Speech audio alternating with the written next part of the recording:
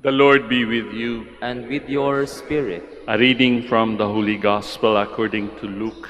Glory to you, O Lord. Jesus was praying in a certain place, and when he had finished, one of his disciples said to him, "Lord, teach us to pray just as John taught his disciples." Jesus said to them, "When you pray, say, 'Father, hallowed be your name. Your kingdom come. Give us each day our daily bread, and forgive us our sins, for we ourselves forgive everyone in debt to us, and do not subject us to the final test." Friends, sisters, and brothers, the Gospel of the Lord. Praise to you, Lord Jesus Christ. Please be seated. Kung itutuloy natin yung Gospel ni Luke, maririnig din natin ulit, "For everyone who asks, receives. And everyone who searches, finds. And for everyone who knocks, the door will be opened." Para bang sa mga 7-Eleven or other stores, may makikita tayong machines, kagaya halimbawa ng Coke. Maraming klaseng Coke products ang naandyan. Kung meron kang barya or whatever, ilagay mo lang dun sa slot. May pipindutin ka, pipili ka, at lalabas na yung pinili mo. Sometimes parang ganun ang ating attitude sa pagdarasal. We tell God what we want and expect to get what we ask for. Okay lahat yan. All that is fine until the machine breaks down. What if the machine eats your coin, your 10 pesos or your 20 pesos? Medyo kakamot ka sa ulo, di ba? Magagalit ka. Kung pinupukpok mo yung machine, pagka ayaw pa rin, kakalugin mo. Pag ayaw pa rin, you're so mad, you're so angry. Kagaya ni Jonah sa ating first reading, di ba? Nakikipag-usap siya sa Panginoon. Parang pinofrustrate ng Panginoon yung kanyang mga hinihingi. Nagtanim siya ng halaman para hindi siya mainitan. The following day, wala na yung halaman. Pati yung kanyang kubol, nawala rin. So nagagalit siya sa Panginoon.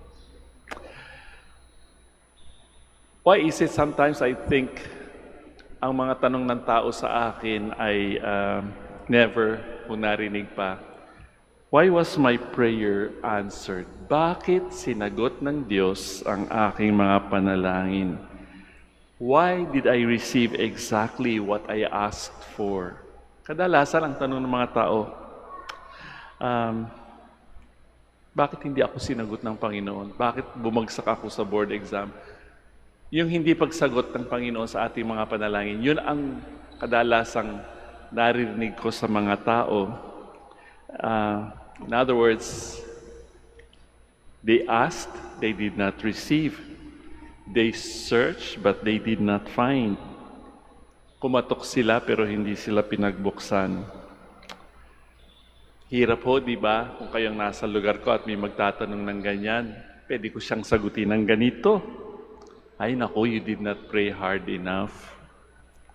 You did not have enough faith. Kulang ka sa pananalig. Or perhaps you were asking for the wrong things. Or it's all a mystery. Someday we will understand kung bakit ganyan ang naging sagot ng Panginoon sa iyo. Or everything happens for a reason. Or something better is coming.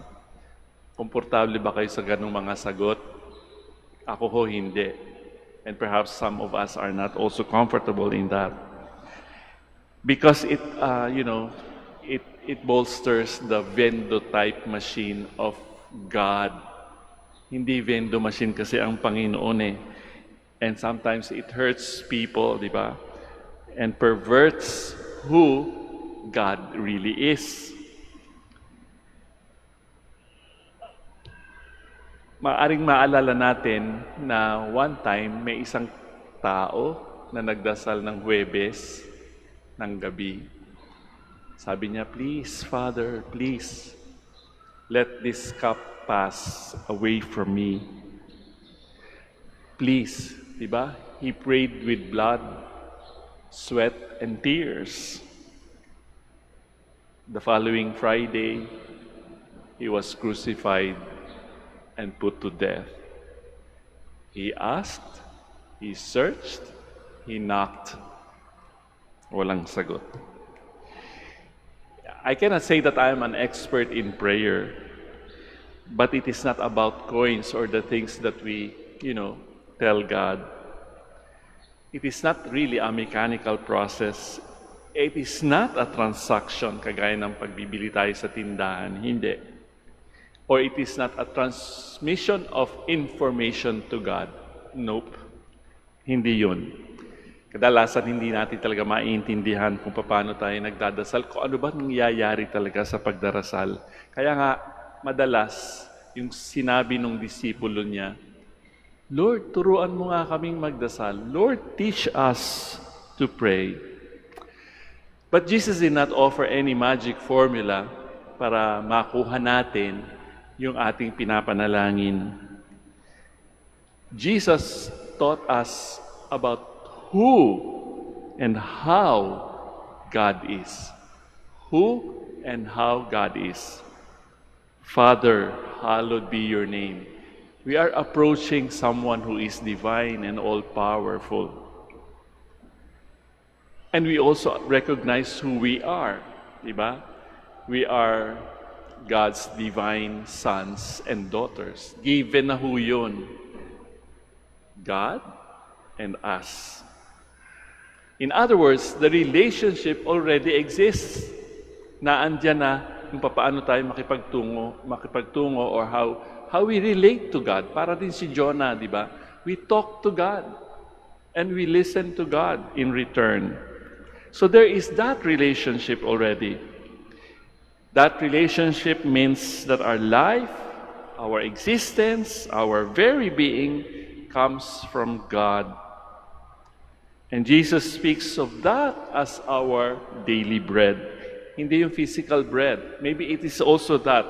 But that relationship with God, na andito tayo lahat, no? Nasa presensya tayo ng Panginoon, that is our daily bread. Kadalasan kasi sa ating ginagalawang environment, we are taught to be sufficient. Huwag kang magmumulestya sa ibang tao. Be independent. Huwag kang hihingi ng tulong sa ibang tao. We have to be sufficient unto ourselves. Kaso, our self-sufficiency does not come from our own powers. We are not self-sufficient. Our self-sufficiency comes also from God. If prayer, as Jesus teaches it, really is all about relationship and presence, then there is only one answer to every prayer. Sa ating mga panalangin, isa lang ang sagot. God is the answer. Naalala ko, one time we were stuck in traffic and my companion asked me from out of the blue, sabi niya, what is the question?